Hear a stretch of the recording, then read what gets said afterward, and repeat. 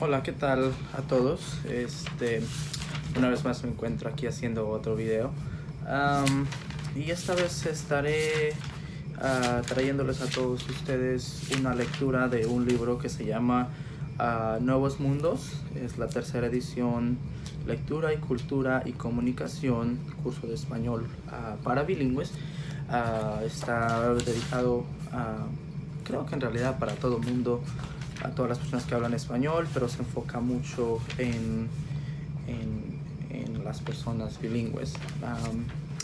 Me interesó este libro ya que cuenta con información acerca de todos los países donde se habla el español y nos ofrece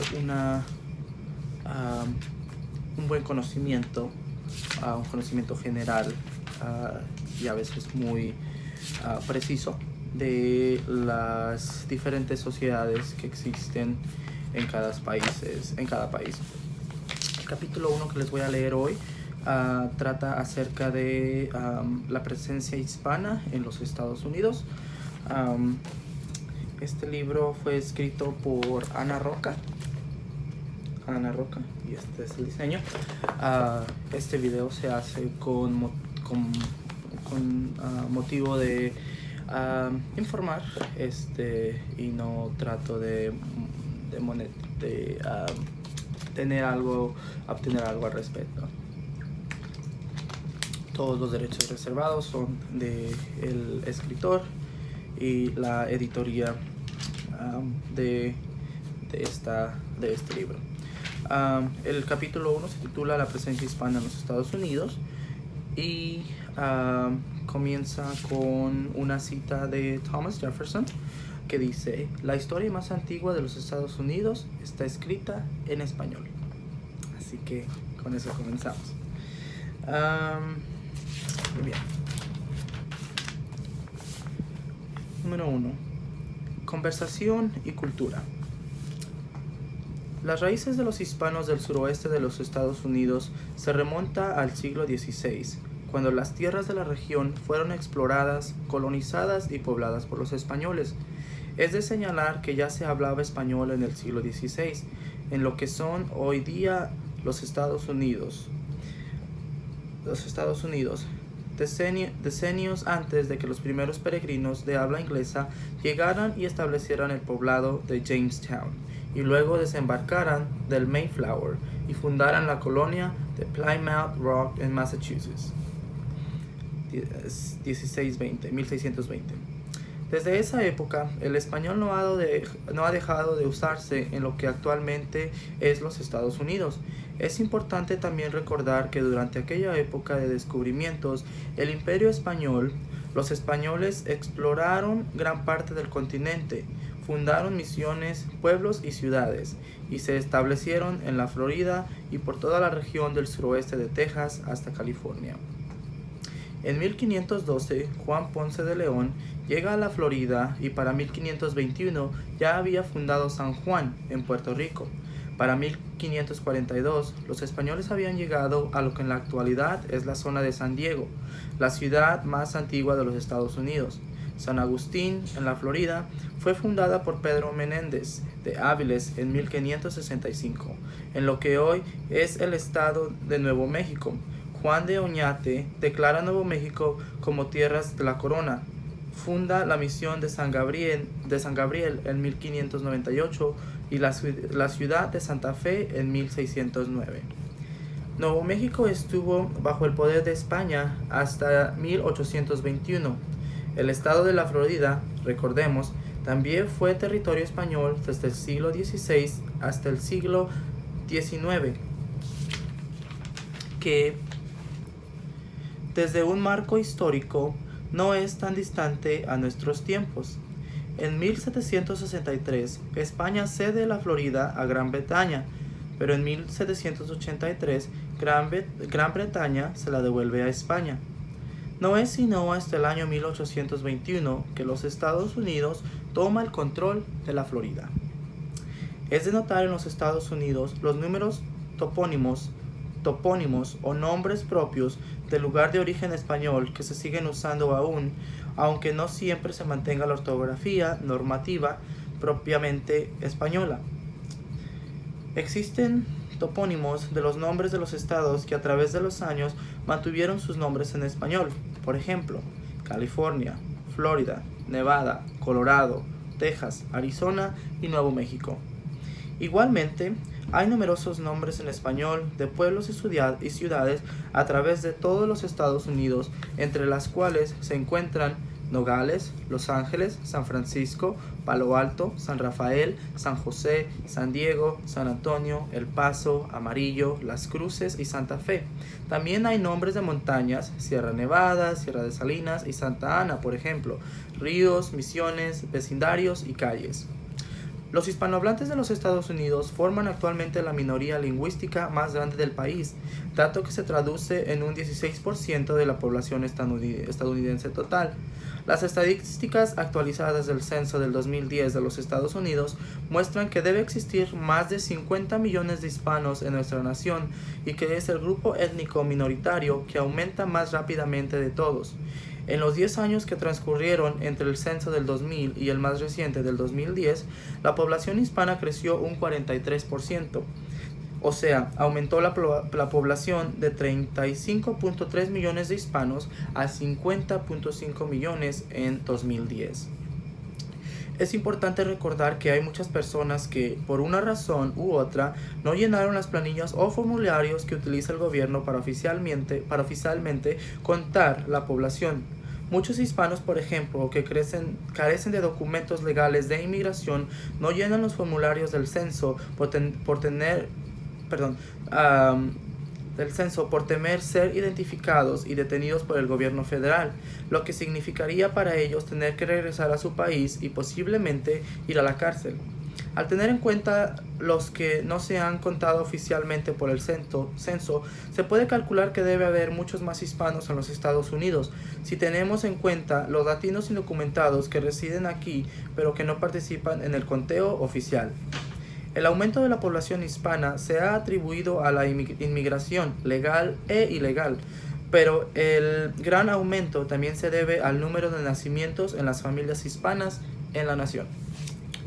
Algunos demógrafos predicen también que para el año 2050, más del 25% de la población de los Estados Unidos estará compuesta por una población hispana muy diversa. Las proyecciones de los demógrafos además indican que el porcentaje de centroamericanos, que ya ha aumentado de forma significativa, continuará aumentando en los Estados Unidos. Los salvadoreños constituyen el grupo mayoritario de los que han venido de América Central. En lo que se refiere a lo financiero, los hispanos hoy en día tienen más acceso al crédito, más poder adquisitivo y compran más viviendas y autos que antes. Todo esto se traduce a un ritmo de poder adquisitivo que no solo ha aumentado enormemente, sino que se calcula también que seguirá creciendo en los próximos años. $1 trillón se calculaba para el 2010. En la esfera de las comunicaciones, por ejemplo, Viacom y NBC, el conglomerado de cadenas de televisión más grande del país, viendo la importancia del sector hispano, hace años compró la cadena hispana Telemundo por $2.7 millones. Los grupos hispánicos, principalmente en los Estados Unidos, según el censo anterior del 2000, son los mexicoamericanos, 66%, los puertorriqueños, 9%, los centroamericanos y los suramericanos, 15%, otros hispanos, 6%, y los cubanoamericanos, 4%.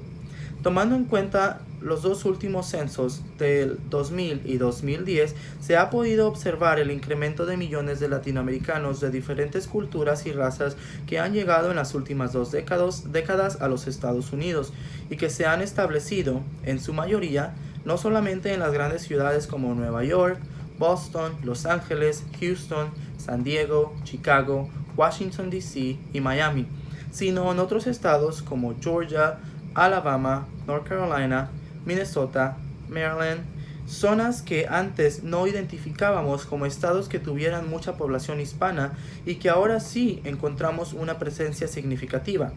Observamos que ha aumentado el número de estudiantes hispanos en las escuelas públicas de las grandes ciudades y en las universidades, y que muchos de ellos son bilingües. Entre tantos hispanos en los Estados Unidos, encontramos también a los dominicanos, los salvadoreños, los guatemaltecos, los hondureños y los nicaragüenses. Ya desde fines de la década de 1960, durante las décadas de 1970 y 1980, empezaron a llegar miles de nicaragüenses a los Estados Unidos debido a la inestable situación política en su país. Primero bajo la dictadura de Anastasio Somoza y después con el gobierno sandinista. Se calcula que en Miami posiblemente haya más de 1.300 nicaragüenses, pero miles de nicas, como ellos mismos se llaman orgullosamente, también se han establecido en otras regiones del país.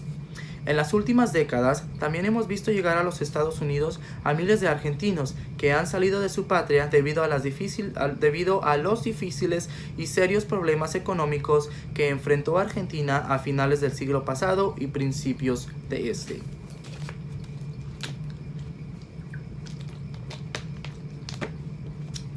En Nueva York, aparte de la presencia significativa de puertorriqueños y newyorkers, continúa creciendo el número de dominicanos, colombianos y otros latinoamericanos.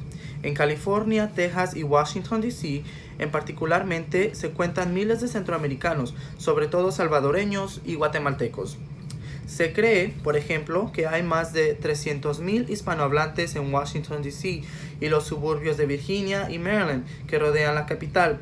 En algunas partes del país, como lo es en California, los latinos forman más de un tercio del total de la población y las escuelas públicas están llenas de estudiantes hispanos que a la vez necesitan aprender o mejorar el inglés. Tratan de mantener su idioma heredado, el español. En Miami, además de haber cubanos, nicaragüenses, colombianos, venezolanos, puertorriqueños, argentinas, etc., podemos concluir que hay un crisol de culturas de todas partes de Latinoamérica, pues además de haber muchos brasileños que hablan portugués, es la ciudad de los Estados Unidos que tiene también la población más numerosa de españoles.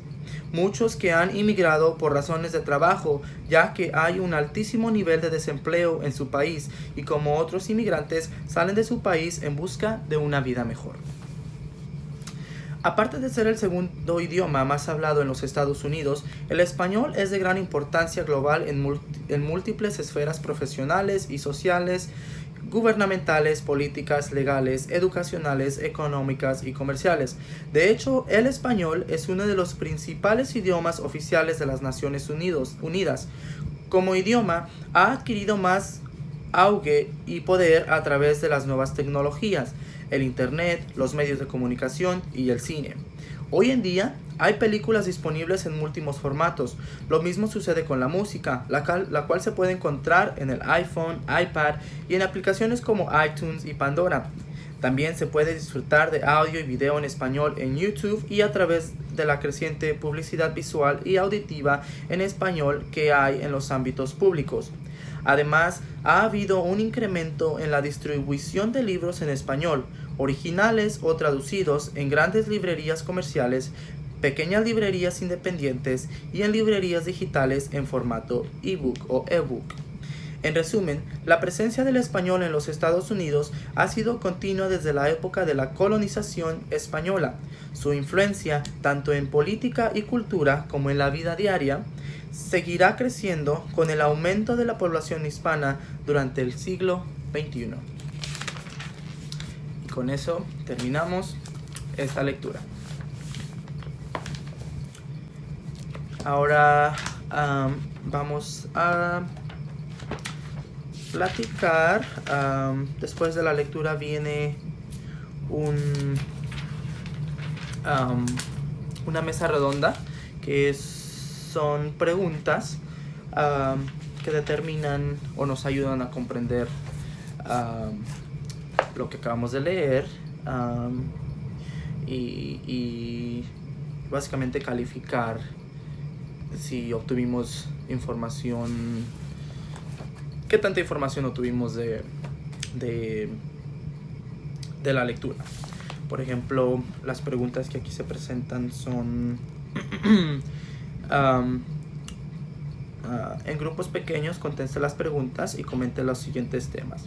Por ejemplo, la primera pregunta es una pregunta directa al individuo que nos pregunta el libro a nosotros. ¿Cómo se identifica? ¿Se describe usted como norteamericano, americano, sudamericano, latinoamericano, caribeño, latino, hispano, o usted usa otra denominación que refleja sus raíces de una manera más específica? Usa el mismo término tanto en español como en inglés.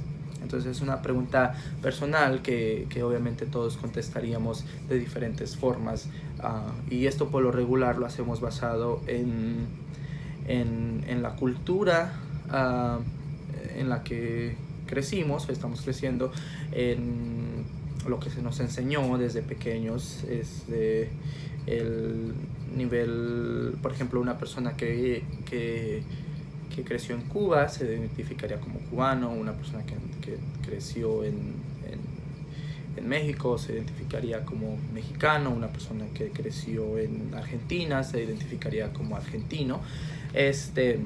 Pero hay algo interesante acerca de esto, porque es muy común en la cultura latina que personas que nacieron en Estados Unidos, que son norteamericanos, por usar el término correcto para un individuo que nace en este país, se identifican con se describen con la denominación que reflejan sus papás o sus padres. Por ejemplo, si tenemos una persona un niño o una niña que nació en Estados Unidos de padres mexicanos, existe esta tendencia muy común, especialmente en donde la cultura mexicana o cultura argentina o colombiana, o ustedes lo dirán, es muy predominante. Entonces la persona norteamericana o el hijo norteamericano que nació en Estados Unidos se identifica como mexicano, como argentino, como colombiano. O sea, tienen esa tendencia a querer identificarse con la denominación de sus padres. Entonces es algo interesante, y obviamente esto nos da es bueno para nosotros como hispanos, ¿verdad? Porque nos ayuda a tener más representación en este país. La segunda pregunta que se hace dice: ¿de dónde son sus amistades hispanas? ¿Vienen sus familias de diferentes partes del mundo hispano? ¿Y de qué lugares son o eran originalmente? Creo que aquí regresamos. Bueno, esta es una pregunta un poquito más fuera del círculo familiar, donde ya estamos preguntando o nos podemos preguntarnos a nosotros mismos de nuestras amistades, de las personas con las cuales interactuamos y tenemos relaciones apegadas. Esta persona viene de tal país o nació en Estados Unidos, pero sus papás son colombianos. Esta persona se identifica como un colombiano, colombiana, o esta persona se identifica como norteamericano. Entonces es ahí donde nosotros nos damos cuenta dónde de dónde se identifica cada individuo que nosotros conocemos. La tercera pregunta dice: ¿cuáles son 2 o 3 ventajas o beneficios de su herencia hispana? ¿Y por qué cree que son ventajas o beneficios? En lo personal creo que el saber y el conocer más siempre es bueno para los seres humanos. El conocimiento nos hace más abiertos al mundo, nos abre más oportunidades, especialmente pensando en una persona hispanohablante que vive en Estados Unidos. Y muchísimo más en lugares donde el español es un idioma que se practica y se habla muchísimo. Un beneficio sería que sí, el conocer o ser de herencia hispana y hablar español nos ayuda en cuestiones laborales a obtener un trabajo. Muchos empleadores prefieren contratar a una persona que habla español, que sabe escribirlo, que sabe hablarlo y que tiene una buena dominación del idioma, porque es necesario para llevar a cabo los negocios de esa empresa. Otra cosa es que la cultura hispana es muy rica en cuestión y es muy conocida en cuestiones globales.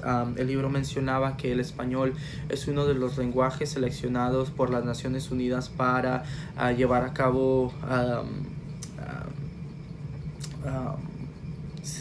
campañas y cosas que se practican en ese ámbito. Entonces el español, ser de herencia hispana, nos ayuda a tener una representación a nivel global también.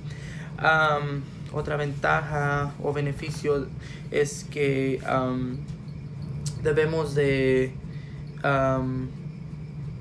el español fue una lengua que continúa creciendo, que existe mucho interés no solo en la cultura hispana y en las personas hispanohablantes, sino también en las universidades. En Estados Unidos el español es una de las lenguas que más se enseñan. Entonces para los hispanohablantes en este país que están interesados en ser profesores o en aprender acerca de la lengua, entonces es algo que está disponible para estos grupos de personas.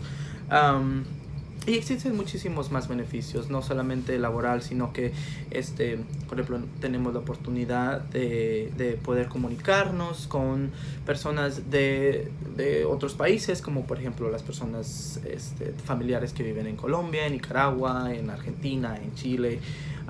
Entonces podemos comunicarnos con personas o familiares que viven lejos de nosotros. Perdón. Pregunta número 4 dice: ¿qué grupos hispanos hay en el lugar donde vive? Si hay varios grupos, ¿cree usted que tiene experiencias y culturas comunes o que existen muchas diferencias? Explique.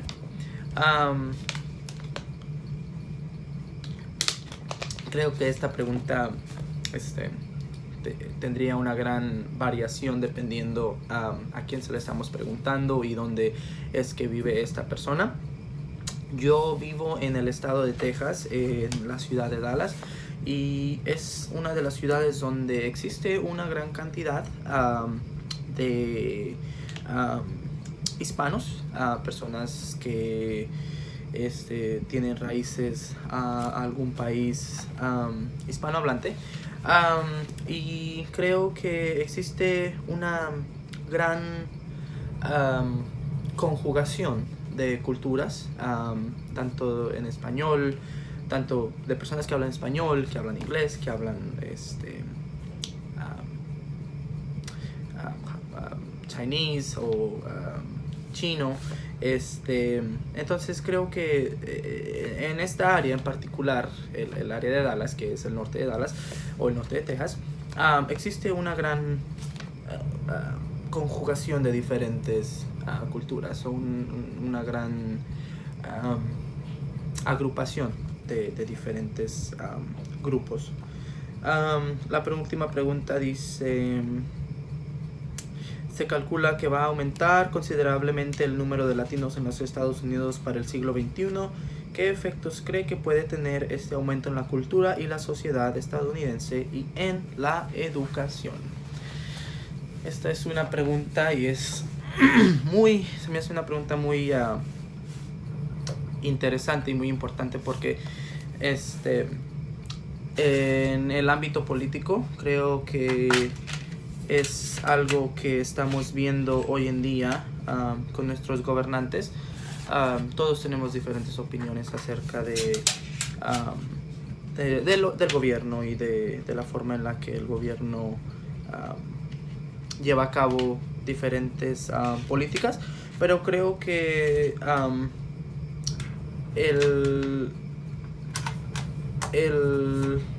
sí está en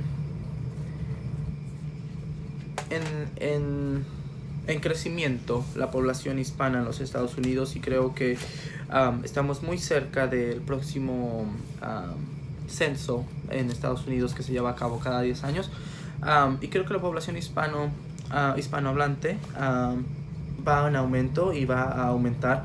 Creo que los latinos estamos, tanto legal e ilegalmente, estamos creciendo, estamos siendo una potencia más grande a cómo va pasando el tiempo.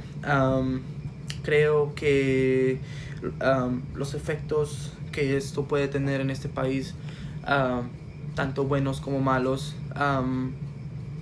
son algo que nuestros gobernantes deben estar preparados para ver cómo es que vamos a lidiar con el aumento de personas. No creo que es algo malo, creo que tener una, y lo digo como hispano, tal vez tener una representación alta o una presencia más grande en este país es bueno, porque la diversidad es una de las cosas que nos ayudan a conocer y estar conectados con el mundo. En cuestiones de la sociedad, de la cultura, creo que aprender de la cultura es algo que igual nos lleva a tener un conocimiento más grande del mundo. En Estados Unidos existe esta cultura, existe esta idea de que si muchos hispanos vienen a este país, evidentemente los hispanos vamos a sobrepasar y vamos a querer traer nuestras culturas a este país. Bueno, si regresamos a lo que acabamos de leer, nuestras culturas, nuestro idioma ya estaba en este país mucho antes de que se fundara. Entonces, primero que nada, eso no es algo que nosotros estamos trayendo. La cultura hispana ha tenido los latinos hemos tenido una presencia muy grande en este país por mucho tiempo, y creo que eso es algo que va a seguir en aumento, no es algo que se vaya a detener. Existen, como lo dice la lectura, existen cerca de 50 millones de latinos viviendo en este país. Y eso fue en el último censo que se hizo en el 2010. Entonces, para este año, para el próximo año que se lleva a cabo el censo, creo que ese número incrementará. En cuestiones de la sociedad, creo que a como van pasando los años, los latinos tendremos una conexión, o estaremos más involucrados en la sociedad hispana, y creo que habrán más oportunidades de trabajo y más oportunidades para los hispanos. A como van naciendo diferentes generaciones en este país, generaciones de hispanos, por lo regular la generación que sigue después de la mía tiende a estar más conectado a la cultura norteamericana, y tienden más a estar enfocados en querer salir adelante, querer seguir estudiando, querer ser, de cierta forma, llegar a tener el mismo nivel de educación que los anglosajones, lo cual es una cosa buena. Ahora, aquí viene un punto opuesto, a que nosotros como familia, con nuestros hijos, es nuestra responsabilidad inculcarles la cultura de nuestros países de orígenes, ya que si no existe un balance entre la cultura que existe en Estados Unidos, la cultura norteamericana, y la cultura hispana, algunas de las dos en cierto momento va a estar por encima de la otra, y creo que en lo personal no es algo bueno, porque para que una persona pueda comprender sus antepasados y comprender su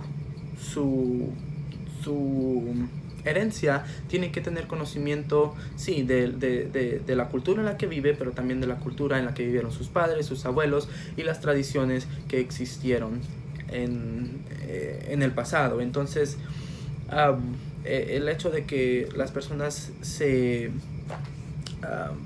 acoplen a la cultura norteamericana es buena, porque hay muchísimas cosas buenas de la cultura norteamericana que sí pudiéramos, y creo que la palabra correcta en esta pregunta sería que pudiéramos añadir a nuestro nivel de cultura. Entonces creo que serían cosas que podemos conjugar, combinar, crear un tipo de cultura que emerja las cosas buenas de ambas culturas, no simplemente las cosas buenas de una y dejar por abajo la otra.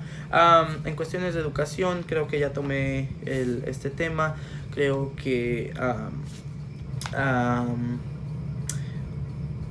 llegaríamos a un nivel de educación donde se pondría un poco más de enfoque, recursos a la educación bilingüe. Y esto es algo que ya se está viendo en muchos estados. Por ejemplo, en el estado de Texas hay varios distritos escolares que optaron por un nivel o un sistema educativo bilingüe. De hecho, recientemente una universidad aquí en Texas, me parece que fue en Dallas, no estoy 100% seguro, acaba de anunciar que ofrecerá un certificado bilingüe para que existan maestros en nuestras escuelas públicas y privadas que puedan enseñar en inglés y en español. Entonces vemos aquí como ya las universidades y sistemas educativos están tomando diferentes pasos para ayudar con el crecimiento de la población hispana. Y creo que pues con esto fue la primera lectura para hoy. Espero les haya gustado. Pregúntense ustedes mismos las preguntas de la mesa redonda y déjenme saber sus respuestas en los comentarios. Yo muy pronto les traeré otra lectura de este libro que se llama Nuevos Mundos. Lo pueden obtener en Amazon. La tercera edición, Lectura, Cultura y Comunicación, curso de español para bilingües, y es un libro de Ana Roca. Nos vemos hasta la próxima. Espero les haya gustado este video. Chao.